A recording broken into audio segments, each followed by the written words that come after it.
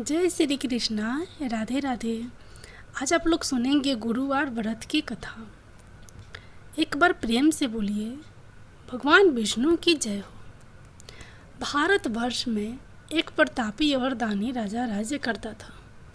वह नित्य गरीबों और ब्राह्मणों की सहायता करता था। यह बात उनकी रानी को अच्छी नहीं लगती थी। वह ना ही गरीबों को दान देती थी, ना ही भगवान का पूजन करती थी, और राजा को भी दान देने से मना किया करती थी। एक दिन राजा शिकार खेलने वन को गए हुए थे, तो रानी महल में अकेली थी। उसी समय बृहस्पति देव साधु वेश में राजा के महल में भिक्षा के लिए गए और भिक्षा मांगे। रानी ने भिक्षा देने से इनकार किया और कहा कि हे साधु महाराज, मैं तो दान पुण्य से तंग आ गई हूँ। मेरा पति सारा धन लुटाते रहते हैं। मेरी इच्छा है कि हमारा धन नष्ट हो जाए, फिर न रहेगा बांस न बाजेगी बांसुरी। साधु ने कहा, देवी तुम तो बड़ी विचित्र हो। धन संतान तो सभी चाहते हैं, पुत्र और लक्ष्मी तो पापी के घर भी होने चाहिए। यदि तुम्हारे पास अधिक धन है तो भूखों को भोजन दो, प्यासों के लिए प्याऊ बनवाओ, मुसाफिरों के लिए धर्मशालाएं खुलवाओ। जो निर्धन अपनी कुंवारी कन्याओं का विवाह नहीं कर सकते, उनका विवाह करा दो। ऐसे और कई काम हैं जिनके करने से तुम्हारा यश लोक परलोक में फैलेगा। परंतु रानी पर उपदेश का कोई प्रभाव न पड़ा। वह बोली, महाराज आप मुझे कुछ न समझाएं। मैं ऐसा धन नहीं चाहती जो हर जगह बांटती फिरूं। साधु ने उत्तर दिया, यदि तुम्हारी ऐसी इच्छा है तो जैसा मैं तुम्हें बताऊंगा तुम 7 बृहस्पतिवार वैसा ही करना। तुम ऐसा करना कि बृहस्पतिवार को घर लिपकर पीली मिट्टी से अपना सिर धोकर स्नान करना। बृहस्पतिवार के दिन कपड़े धोना। राजा से बोलना कि वह हजामत बनवाए और भोजन में मांस मंदिरा खाना। ऐसा करने से आपका सारा धन नष्ट हो जाएगा। इतना कहकर वह साधु महाराज वहाँ से आलोप हो गए। साधु के अनुसार कई बातों को पूरा करते हुए रानी को केवल 3 बृहस्पतिवार ही बीते थे कि उसकी समस्त धन संपत्ति नष्ट हो गई। भोजन के लिए राजा का परिवार तरसने लगा। तब एक दिन राजा ने रानी से बोला कि हे रानी, तुम यहीं रहो, मैं दूसरे देश के जाता हूँ, क्योंकि यहाँ पर सभी लोग मुझे जानते हैं, इसलिए मैं कोई छोटा कार्य नहीं कर सकता। ऐसा कहकर राजा परदेश चला गया। वहाँ वह जंगल से लकड़ी काटकर लाता और शहर में बेचता। इस तरह वह अपना जीवन व्यतीत करने लगा। इधर राजा के परदेश जाते ही रानी और दासी दुखी रहने लगी। एक बार जब रानी और दासी को 7 दिन तक बिना भोजन के रहना पड़ा, तो रानी ने अपनी दासी से कहा कि हे दासी, पासी के नगर में मेरी बहन रहती है, वह बड़ी धनवान है, तो उसके पास जा और कुछ ले आ, ताकि थोड़ी बहुत गुजर बसर हो जाए। दासी रानी के बहन के पास गई। उस दिन गुरुवार था और रानी की बहन उस समय बृहस्पतिवार व्रत की कथा सुन रही थी। दासी ने रानी की बहन को अपनी रानी का संदेश दिया, लेकिन रानी की बहन कोई उत्तर नहीं दिया। जब दासी को रानी की बहन से कोई उत्तर नहीं मिला तो वह बहुत दुखी हुई और उसे क्रोध भी आया। दासी ने वापस आकर रानी को सारी बात बता दी। सुनकर रानी ने अपने भाग्य को कोसा। उधर रानी की बहन ने सोचा कि मेरी बहन की दासी आई थी, परंतु मैं उससे नहीं बोली, इससे वह बहुत दुखी हुई होगी। कथा सुनकर और पूजा समाप्त करके वह अपनी बहन के घर आई और कहने लगी हे बहन, मैं बृहस्पतिवार का व्रत कर रही थी। तुम्हारी दासी मेरे घर आई थी, परंतु जब तक कथा होती है तब तक ना तो उठते हैं और ना ही बोलते हैं, इसलिए मैं नहीं बोली। कहो दासी क्यों गई थी? रानी बोली, बहन तुमसे क्या छिपाऊं, हमारे घर में खाने तक को अनाज नहीं था। ऐसा कहते कहते रानी की आंखें भर आई। उसने दासी समेत पिछले 7 दिनों से भूखे रहने तक की बात अपनी बहन को विस्तार पूर्वक सुना दी। रानी की बहन बोली, देखो बहन, भगवान बृहस्पति देव सबकी मनोकामना को पूर्ण करते हैं। देखो, शायद तुम्हारे घर में अनाज रखा हो। पहले तो रानी को विश्वास नहीं हुआ, पर बहन के आग्रह करने पर उसने अपनी दासी को अंदर भेजा तो उसे सचमुच अनाज से भरा एक घड़ा मिल गया। यह देखकर दासी को बड़ी हैरानी हुई। दासी रानी से कहने लगी कि हे रानी, जब हमको भोजन नहीं मिलता तो हम व्रत ही तो करते हैं, इसलिए क्यों ना इनसे व्रत और कथा की विधि पूछ ली जाए ताकि हम भी व्रत कर सकें। तब रानी ने अपने बहन से बृहस्पतिवार व्रत के बारे में पूछा। उसकी बहन ने बताया, बृहस्पतिवार के व्रत में चने की दाल और मुनाका से विष्णु भगवान का केले की जड़ में पूजन करें तथा दीपक जलाएं, व्रत कथा सुने और पीला भोजन ही करें। इससे बृहस्पति देव प्रसन्न होते हैं। व्रत और पूजन विधि बताकर रानी की बहन अपने घर को लौट गई। 7 दिन के बाद जब गुरुवार आया तो रानी और दासी ने व्रत रखा। घुड़ साल में जाकर चना और गुड़ ले आई, फिर उससे केले की जड़ तथा विष्णु भगवान का पूजन किया। अब पीला भोजन कहाँ से आए, इस बात को लेकर दोनों बहुत दुखी थे, चूँकि उन्होंने व्रत रखा था। इसलिए बृहस्पति देव उनसे प्रसन्न थे।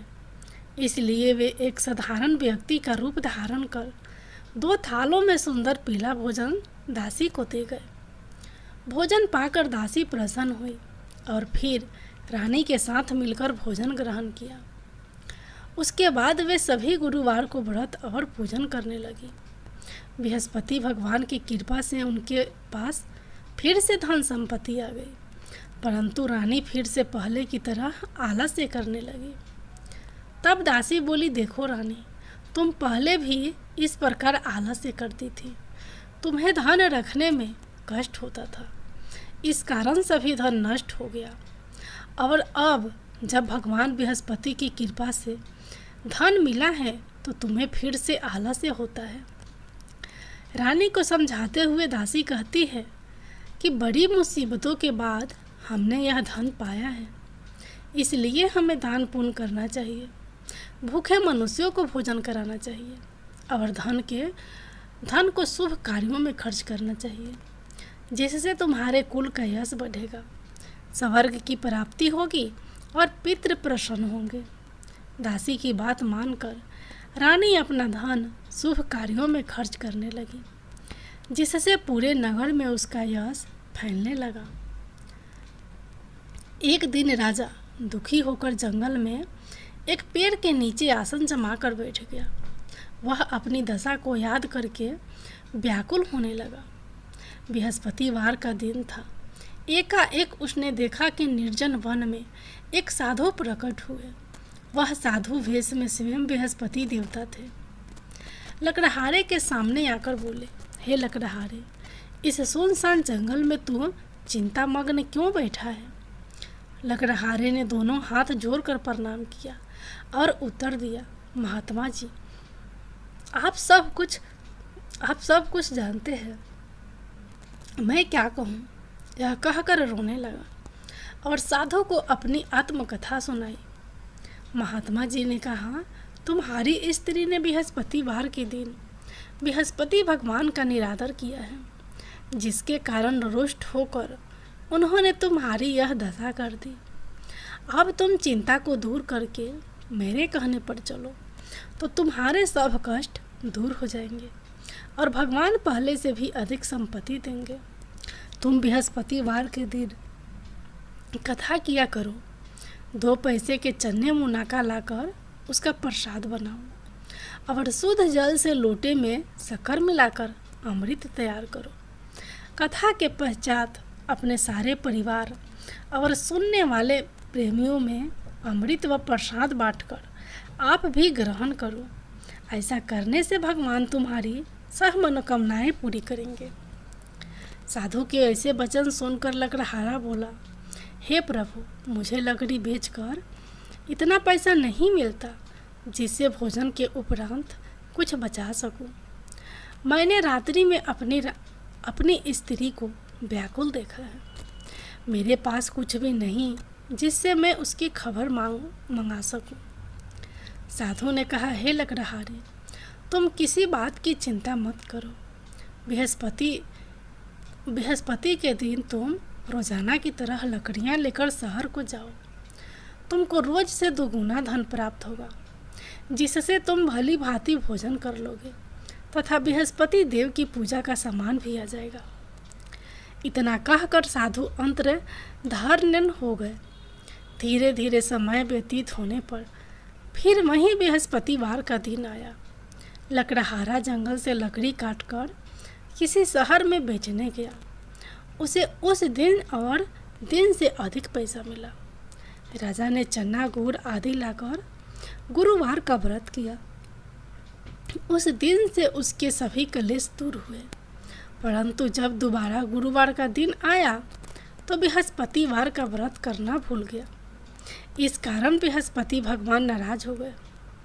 उस दिन उस नगर के राजा ने विशाल यज्ञ का आयोजन किया तथा शहर में यह घोषणा करा दी कि कोई भी मनुष्य अपने घर में भोजन ना बनावे, न आग जलावे। समस्त जनता मेरे यहाँ भोजन करने आवे। इस आज्ञा को जो ना मानेगा उसे फांसी की सजा दी जाएगी।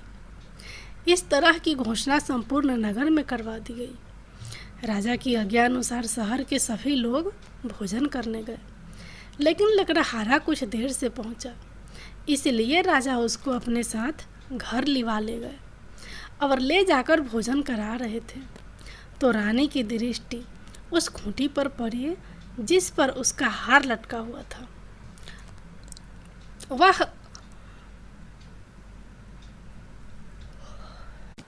वहां पर दिखाई नहीं दिया। रानी ने निश्चय किया कि मेरा हार इस मनुष्य ने चुरा लिया है। उसी समय सिपाहियों को बुलाकर उसको कारागार में डलवा दिया। जब लकड़हारा कारागार में पड़ गया और बहुत दुखी होकर विचार करने लगा कि न जाने कौन से पूर्व जन्म के कर्म से मुझे यह दुख प्राप्त हुआ है, और उसी साधु को याद करने लगा जो कि जंगल में मिला था। उसी समय तत्काल बृहस्पति देव साधु के रूप में प्रकट हुए और उसकी दशा को देखकर कहने लगे, अरे मूर्ख, तूने बृहस्पति देव की कथा नहीं करी, इस कारण तुझे दुख प्राप्त हुआ है।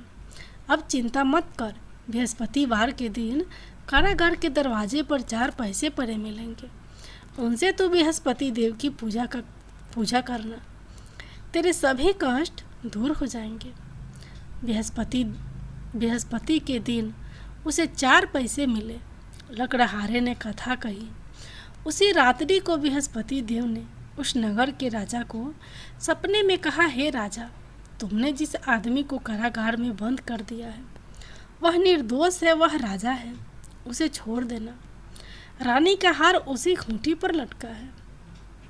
अगर तू ऐसा नहीं करेगा तो मैं तेरे राज्य को नष्ट कर दूंगा। इस तरह रात्रि के सपने को देखकर राजा प्रातः काल उठा और खूंटी पर हार देखकर लकड़हारे को बुलाकर क्षमा मांगी तथा लकड़हारे को योग सुंदर वस्त्र आभूषण देकर विदा कर दिया। बृहस्पति देव की आज्ञा अनुसार लकड़हारा अपने नगर को चल दिया। राजा जब अपने नगर के निकट पहुंचा तो उसे बड़ा आश्चर्य हुआ। नगर में पहले से अधिक बाग, तालाब, कुएं तथा बहुत सी धर्मशाला, मंदिर बन गई। राजा ने पूछा कि यह किसका बाग और धर्मशाला है। तब नगर के लोग कहने लगे कि यह सब रानी और दासी के है। तो राजा को आश्चर्य हुआ और गुस्सा भी आया। जब रानी ने यह खबर सुनी कि राजा आ रहे हैं तो उन्होंने दासी से कहा कि हे दासी, देख, राजा हमको कितनी बुरी हालत में छोड़ गए थे। हमारी ऐसी हालत देखकर वह लौट न जाए, इसलिए तू दरवाजे पर खड़ी हो जा। रानी की आज्ञा अनुसार दासी दरवाजे पर खड़ी हो गई। राजा आए तो उन्हें अपने साथ लिवा लाई। तब राजा ने क्रोध करके अपनी रानी से पूछा कि यह धन तुम्हें कैसे प्राप्त हुआ है। तब उन्होंने कहा, हमें यह धन बृहस्पति देव के इस व्रत के प्रभाव से प्राप्त हुआ है। राजा ने निश्चय किया कि 7 रोज बाद तो सभी बृहस्पति देव का पूजन करते हैं, परंतु मैं प्रतिदिन दिन में 3 बार कहानी तथा रोज व्रत किया करूँगा। अब हर समय राजा के दुपट्टे में चने की दाल बंधी रहती तथा दिन में 3 बार कहानी कहता। एक रोज राजा ने विचार किया कि चलो अपनी बहन के यहाँ हो आवे। इस तरह निश्चय कर राजा घोड़े पर सवार हो अपनी बहन के यहाँ चलने लगा। मार्ग में उसने देखा कि कुछ आदमी एक मुर्दे के लिए जा रहे हैं। उन्हें रोक कर राजा कहने लगा, अरे भाइयों, मेरी बृहस्पति देव की कथा सुन लो। वे बोले, लो, हमारा तो आदमी मर गया है, इसको अपनी कथा की पड़ी है। परंतु कुछ आदमी बोले, अच्छा कहो, हम तुम्हारी कथा भी सुनेंगे। राजा ने दाल निकाली और जब कथा आधी हुई थी कि मुर्दा हिलने लग गया, और जब कथा समाप्त हो गई तो राम राम करके मनुष्य उठकर खड़ा हो गया। आगे मार्ग में उसे एक किसान खेत में हल चलाता मिला। राजा ने उसे देख और उससे बोले, अरे भैया, तुम मेरी बृहस्पतिवार की कथा सुन लो। किसान बोला, जब तक मैं तेरी कथा सुनूंगा तब तक 4 हरैया जोत लूँगा। जा अपनी कथा किसी और को सुनाना। इस तरह राजा आगे चलने लगा। राजा के हटते ही बैल पछाड़ खाकर गिर गए तथा किसान के पेट में बड़ी जोर से दर्द होने लगा। उस समय उसकी माँ रोटी लेकर आई। उसने जब यह देखा तो अपने पुत्र से सब हाल पूछा और बेटे ने सभी हाल कह दिया। तो बुढ़िया दौड़ी दौड़ी उस घुड़सवार के पास गई और उससे बोली कि मैं तेरी कथा सुनूंगी, तू अपनी कथा मेरे खेत पर चलकर ही कहना। राजा ने बुढ़िया के खेत पर जाकर कथा कही, जिसके सुनते ही वह बैल उठकर खड़े हुए तथा किसान के पेट का दर्द भी बंद हो गया। राजा अपनी बहन के घर पहुंचा। बहन ने भाई की खूब मेहमानी की। दूसरे रोज प्रातःकाल राजा जगा तो वह देखने लगा कि सब लोग भोजन कर रहे हैं। राजा ने अपनी बहन से कहा, ऐसा कोई मनुष्य है जिसने भोजन नहीं किया हो तो मेरी बृहस्पतिवार की कथा सुन ले। बहन बोली, हे भैया, यह देश ऐसा ही है कि पहले यहाँ लोग भोजन करते हैं, बाद में अन्य काम करते हैं। अगर कोई पड़ोस में हो तो देखकर आती हूँ। वह ऐसा कहकर देखने चली गई, परंतु उसे कोई ऐसा व्यक्ति नहीं मिला जिसने भोजन ना किया हो। अतः वह एक कुम्हार के घर गई जिसका लड़का बीमार था। उसे मालूम हुआ कि उनके यहाँ 3 रोज से किसी ने भोजन नहीं किया है। रानी ने अपने भाई की कथा सुनने के लिए कुम्हार से कहा। वह तैयार हो गया। राजा ने जाकर बृहस्पतिवार की कथा कही, जिसको सुनकर उसका लड़का ठीक हो गया। अब तो राजा की प्रशंसा होने लगी। एक रोज राजा ने अपनी बहन से कहा कि हे बहन, हम अपने घर को जाएंगे, तुम भी तैयार हो जाओ। राजा की बहन ने अपनी सास से कहा। सास ने कहा, चली जा, परंतु अपने लड़कों को मत ले जाना, क्योंकि तेरे भाई के कोई औलाद नहीं है। बहन ने अपने भैया से कहा, हे भैया, मैं तो चलूँगी पर कोई बालक नहीं जाएगा। राजा बोला, जब कोई बालक नहीं चलेगा तब तुम ही क्या करोगी जाकर। बड़े दुखी मन से राजा अपने नगर को लौट आया। राजा ने अपनी रानी से कहा, हम निसंतान हैं, हमारा मुंह देखने का धर्म नहीं है और कुछ भोजन नहीं किया। रानी बोली, हे प्रभु, बृहस्पति देव ने हमें सब कुछ दिया है, वह हमें औलाद अवश्य देंगे। उसी रात को बृहस्पति देव ने राजा के सपने में आकर कहा, हे राजा, उठ, सभी सोच त्याग दे, तेरी रानी गर्भ से है। राजा की यह बात सुनकर बड़ी खुशी हुई। 9वें महीने में उसके गर्भ से एक सुंदर पुत्र पैदा हुआ। तब राजा बोला, हे रानी, स्त्री बिना भोजन के रह सकती है पर बिना कहे नहीं रह सकती। जब मेरी बहन आवे तुम उससे कुछ कहना मत। रानी ने सुनकर हाँ कर दिया। जब राजा की बहन ने यह शुभ समाचार सुना तो वह बहुत खुश हुई तथा बधाई लेकर अपने भाई के यहाँ आई। तभी रानी ने कहा, घोड़ा चढ़कर तो नहीं आई, गधा चढ़ी आई। राजा की बहन बोली, भाभी मैं इस प्रकार ना कहती तो तुम्हें औलाद कैसे मिलती। बृहस्पति देव ऐसे ही हैं, जैसे जिसके मन में कामनाएं हैं सभी को पूर्ण करते हैं। जो सद्भावना पूर्वक बृहस्पतिवार का व्रत करता है एवं कथा पढ़ता है अथवा सुनता है, दूसरों को सुनाता है, बृहस्पति देव उसकी सभी मनोकामना पूर्ण करते हैं। भगवान बृहस्पति देव उसकी सदैव रक्षा करते हैं। संसार में जो मनुष्य सद्भावना से भगवान जी का पूजन व्रत सच्चे हृदय से करते हैं तो उनकी सभी मनोकामनाएं पूर्ण करते हैं। जैसी सच्ची भावना से रानी और राजा ने उनकी कथा का गुणगान किया था, उनकी सभी इच्छाएं बृहस्पति देव जी ने पूर्ण की थी। इसलिए पूर्ण कथा सुनने के बाद प्रसाद लेकर जाना चाहिए। हृदय से उनका मनन करते हुए जयकारा बोलना चाहिए। बोलो बृहस्पति देव की जय हो, भगवान विष्णु की जय हो।